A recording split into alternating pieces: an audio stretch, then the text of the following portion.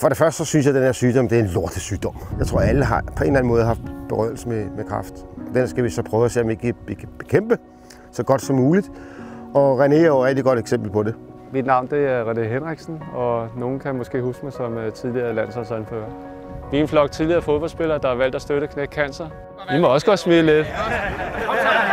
Jeg er en af dem, der har mærket på min egen krop, hvor stor en forskel det gør, at der bliver forsket i cancer.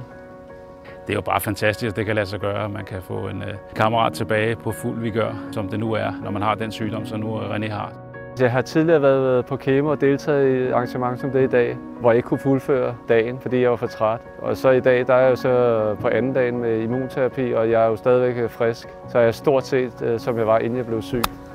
Og han stråler jo, når man ser på ham. Det synes jeg er en fantastisk historie, og det gør også glad. Bare det at træne sammen med ham igen og være sammen med ham, det var jo fantastisk, når man tænker på, hvad han har været igennem. Jeg ved, at Knæk Cancer har støttet forskning i immunterapi, og jeg er dybt taknemmelig for, at det sker. Nu har jeg jo stort set mit eget tilbage, ikke? Så det er en helt anden måde at få behandling på, vil jeg sige. Det er nærmest en drøm for mig, det der foregår. At vi i år samler ind til Knæk Cancer giver bare dagen en ekstra dimension. Tidligere var det primært hygge, vi var her for. Nu har den også et seriøst element. Vi har selv doneret med spillertrøjer og andre præmier. Og så har vi lavet en indsamling også, hvor vi alle sammen har sendt et beløb til Knæk Cancer.